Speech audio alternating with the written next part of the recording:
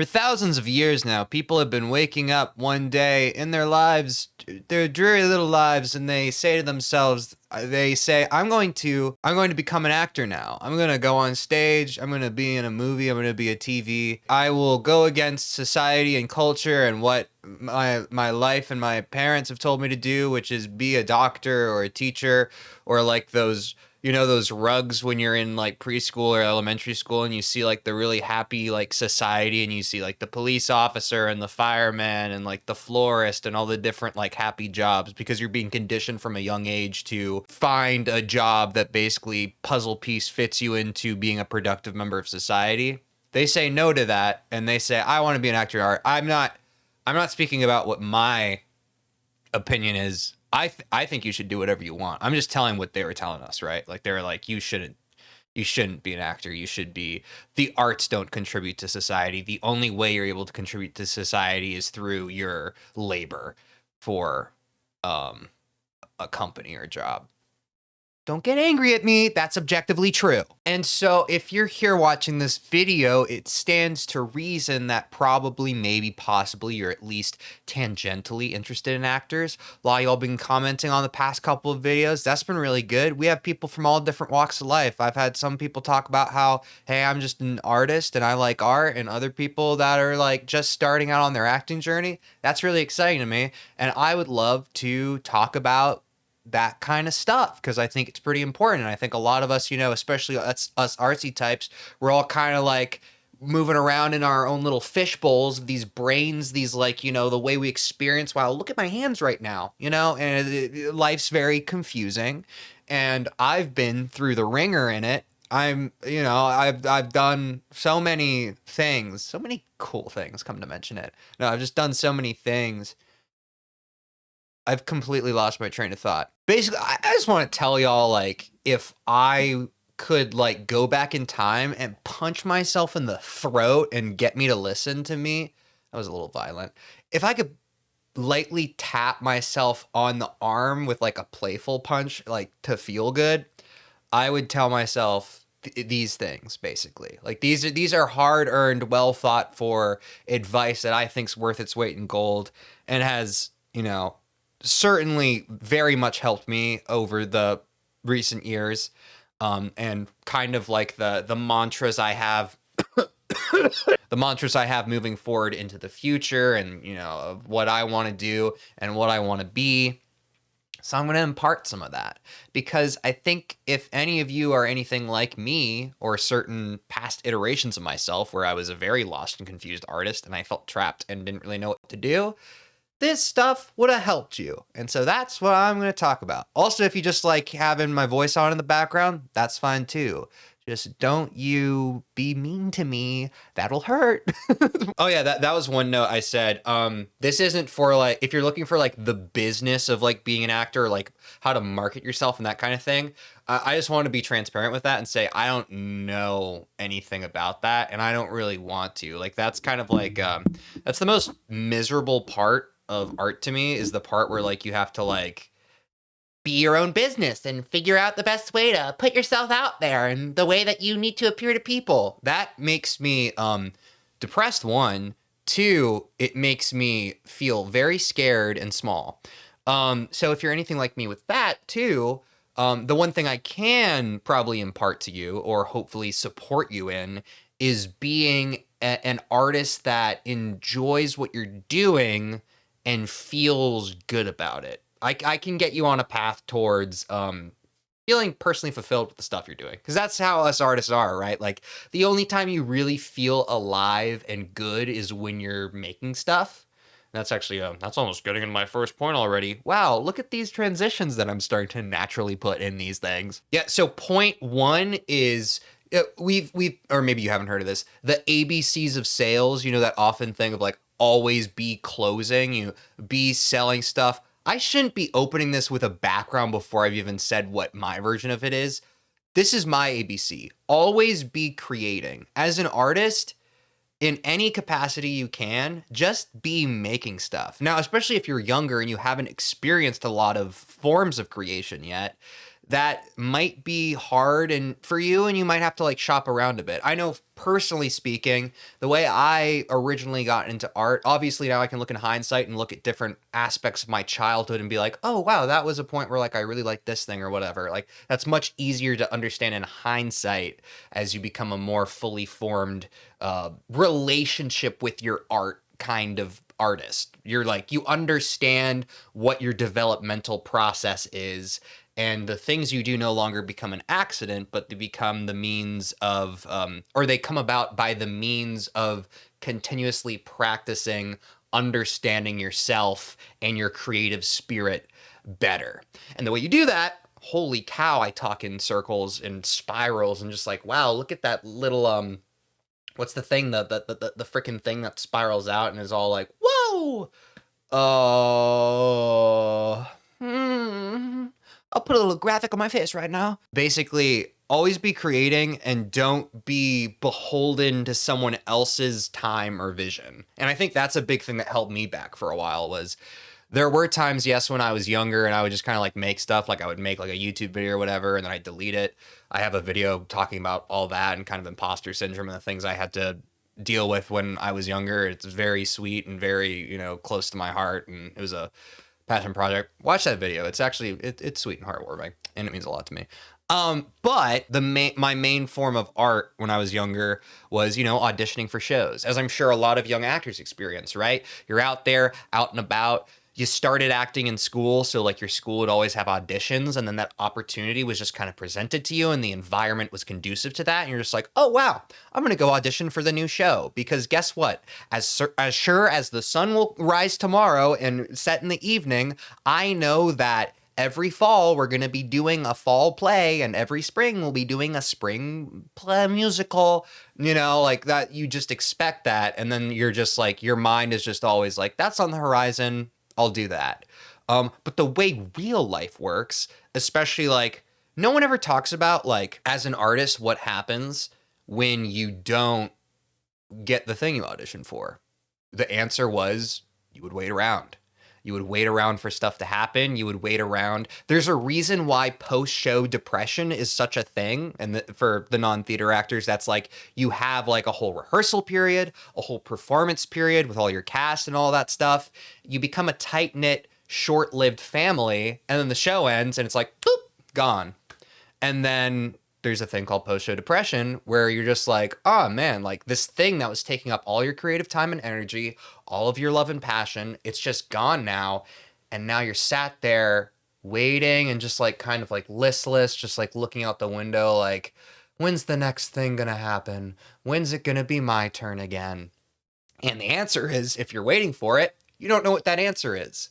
However, you do know the answer if you're just like, hey, all those ideas that rattle around in my head, because even if you've never written anything, even if you've never directed anything, if you have acted in something, or you've even drawn a picture, at some point you have had to have made an artistic decision. Being an artist is all about making decisions. You have to. You just have to. Even if you have an impulse and you don't follow that impulse, but then you judge that impulse and then that branches out into a decision you make based off of that initial impulse, that's still creative. You're still doing something.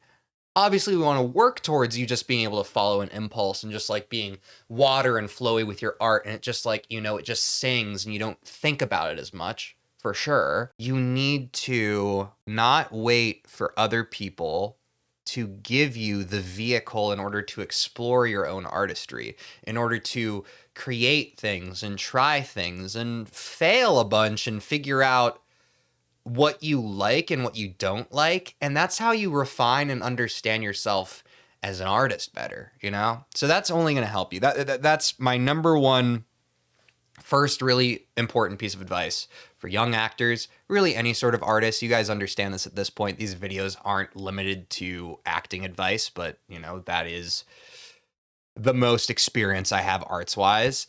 But really for any young artist, always make stuff and don't get too in the way of yourself. I'll talk more on that a little bit later. Oh yes, number 2, love thy neighbor. And I think I actually had some good notes on this written here. I said, no one is your enemy. That's a pretty popular thing that's been online, A bunch of noise is trying to convince you that the same person that's up for the part that you're going for isn't right for it and you are, and blah, blah, blah, blah. There's just this whole thing, especially when you're a new young actor, and to be fair, you're usually, grade school age, and it's very easy to get wrapped up in like giving excuses for why you're allowed to hurt the way you hurt. Because let's admit it, like when you audition for something, and you really really want the part, and you're just like, listen, I was made for this part needs to be B, I need it so bad, and then you don't get it and someone else does, there's hurt there, and it's hard to process that hurt. And it's so easy, so easy, I think we all can agree,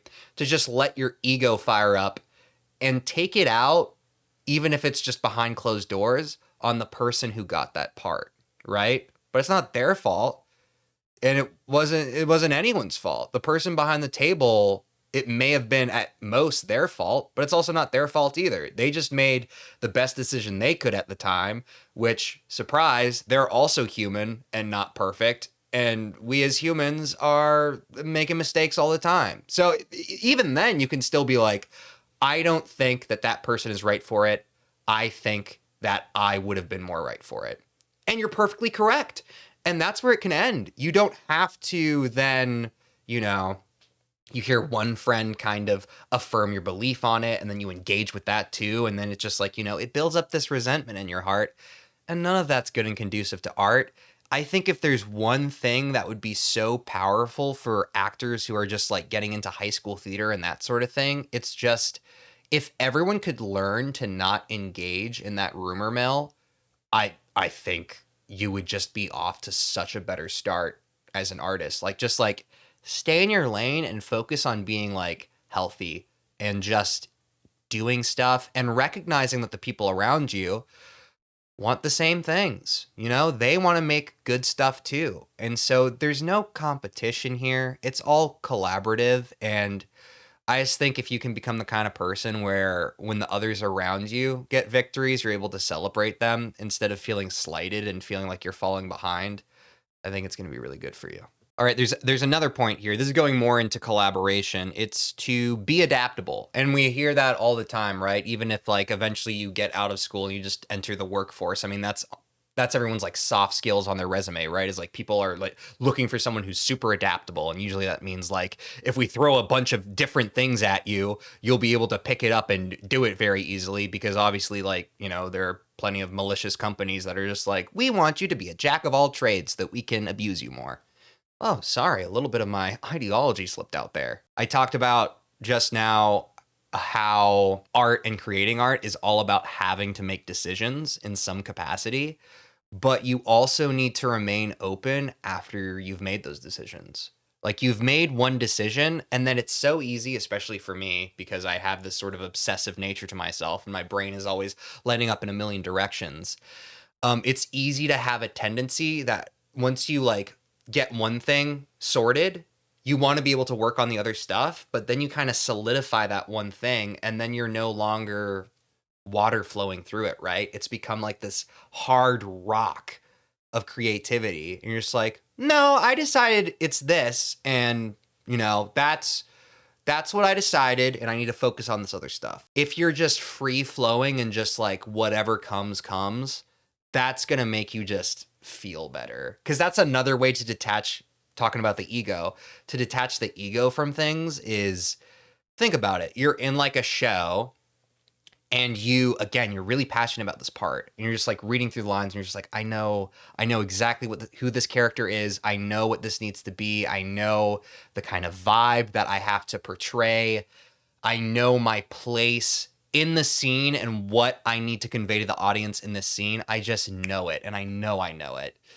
And then your director says, hey, I like what you're doing, but what about what, and they just go off, and it's just like something you hadn't even really thought of. You have to be, because, and you think that this is like very easy advice, but I've experienced working with plenty of actors who are not like this. They are so solidified in the choices they've made that they don't want to hear any part of anybody else's, not even criticism, but just like thoughts on what it could be. And the second you shut out, as an artist, the second you shut out the possibilities from like other people, other creatives, you're vastly limiting yourself. It's so helpful to just get other people's perspective, especially like if you are someone like me who's super obsessive and you get in the weeds of things and you're just like, yeah, this is that, this is that, this is that, this is that. It's so easy to miss the forest for the trees, and just like you've been microscoped in for so long. It really helps just to have someone with a refreshing eye on things. And who knows, they might like, it doesn't have to be them throwing a wrench into whatever you're doing. A lot of times it's like, oh, wow, yeah, I didn't even think about that. There's still a certain level of like respect for yourself because you're putting all this time and energy and thought into it. And wow, that's so good of you. And you care about this so much. Allow others to care about your work too. And have the frame of mind that they would also like to help and make it better. And at the end of the day, guess what? If you're making your own stuff and you want to share it with other people and you want their advice, the great thing about it being your own stuff is you can take whatever stuff they have, and since they're not your director, you can take it with a grain of salt. You can be like, oh, I agree with that one thing they said. I don't agree with the other thing. And then guess what? You're back to the lab. So make your own stuff. There's nothing wrong with it.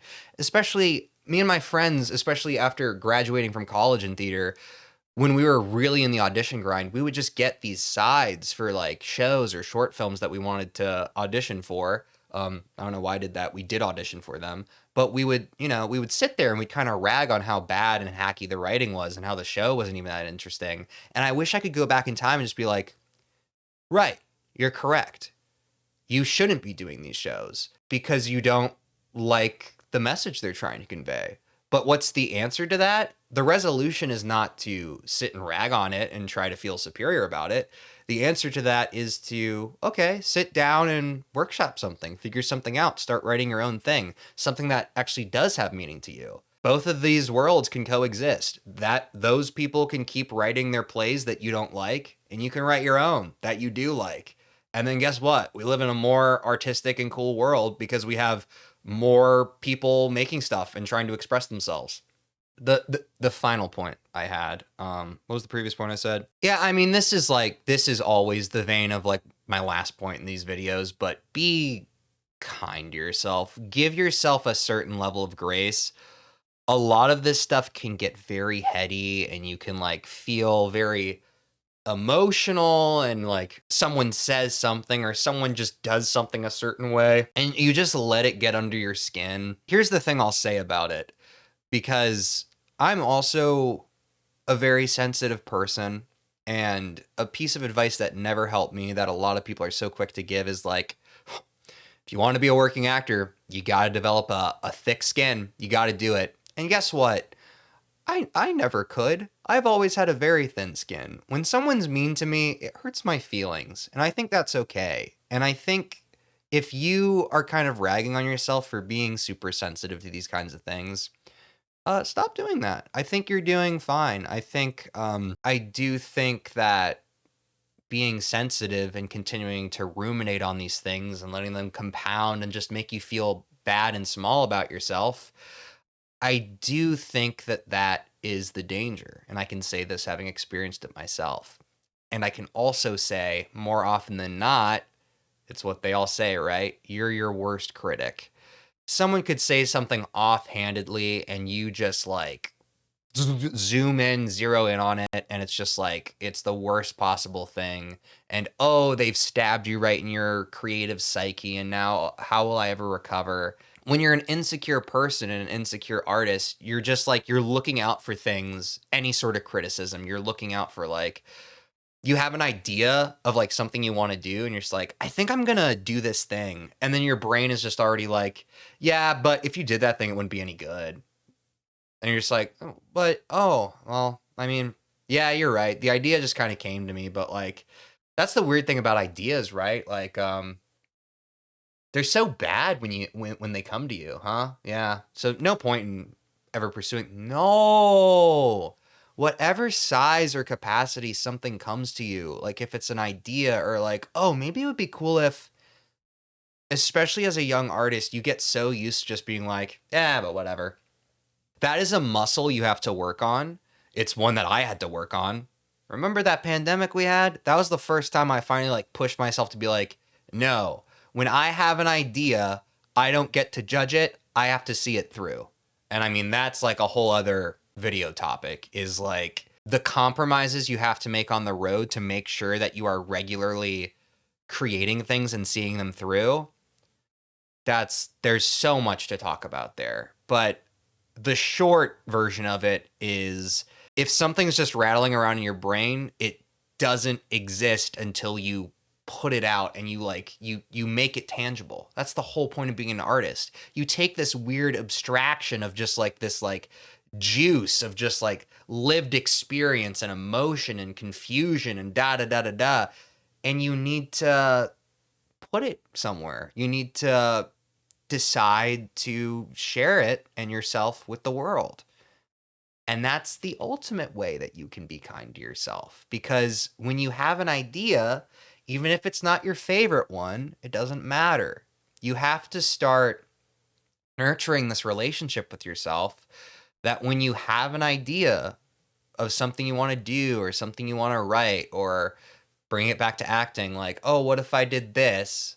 You just have to nurture that kind of cognitive behavior of just like, yeah, let's try it out. Because it's way too easy to just like fall into that habit of just shutting yourself down before you even start on something. And then, talking for someone who's lived from experience, a couple years go by and you look back and you're like, man, I haven't really done anything creatively in a while. What happened? So if you just sit around and wait for someone to give you permission to make something, get something going, you could be waiting a long time.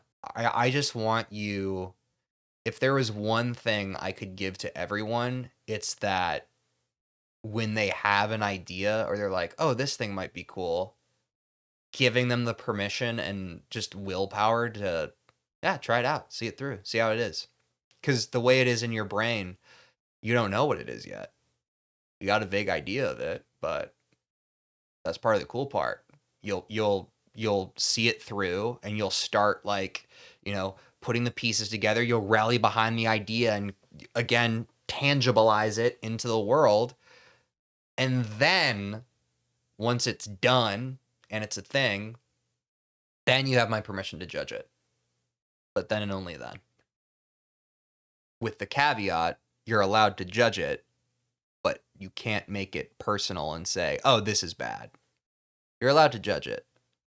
But the sort of judgment of like, this is, what would I do differently if I was still doing, what can I do differently next time? Ooh, yeah. And then you can iterate upon it and become a better artist. Because that's also, that inner critic is how you even ever had any sort of artistic vision at all, right? From being able to watch a movie and be like, oh, I love that actor. Oh, I don't like that one.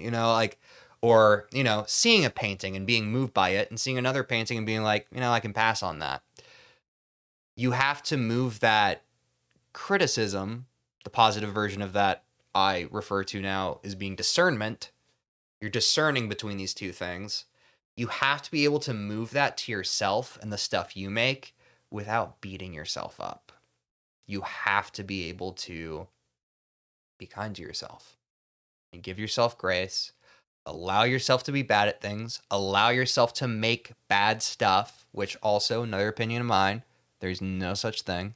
I've gone through a lot of times where I did think that there were such things as good art and bad art. I am here to tell you there is no such thing.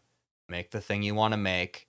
Make the thing you don't even want to make, and you're all like, I don't know. I mean, it's not like because sometimes you get ideas and it's really easy to get excited by them and rally behind them, like I was talking about. And sometimes you get small ideas that you just kind of like scratched out, and you're just like, I mean, this is something I could do, but it's not good.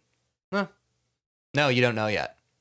Make it, and then you can decide. I started out the video with a funny little, like, there have been artists for thousands of years that have like come about. And yes, I think that's on a serious note, I think that's a good perspective for all of human history, there have been creative people, right?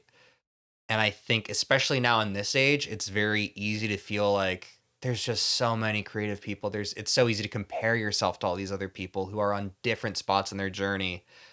But you need to know that there is space and room for you. There always has been. And you can join the conversation. You can be a part of it today if you want to. There's room. There is room for everybody. That is the nature of art. And you can reach whatever personal heights with your art that you want to reach. But no one else determines that value except for yourself. And I believe in you. At the very least, if you make a little song or you play a little ditty or you write a book or you write a short play or like you can write a creative writing paragraph. Like, I don't know. It can take a million shapes. Draw a picture. I have multiple interests at this point in my artistic life. You know, I love making music. I love drawing. I love making these videos. I love creating. I know that the things that interest me artistically won't be the same things that interest you artistically necessarily, right? But you got to get started on exploring and figuring out the stuff you like and then going about and adding that to the world. And I think it's going to be very fun. And I think you're going to find it very fun.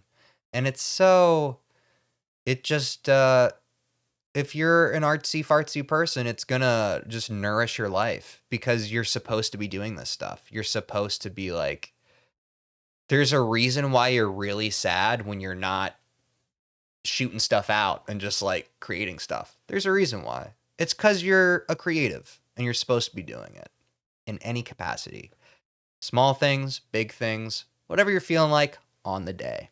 It can take many different shapes. Remain open. Be like water. Flow easy. Give yourself and others grace. Don't be so harsh. Take care of yourselves. I'll see you next time.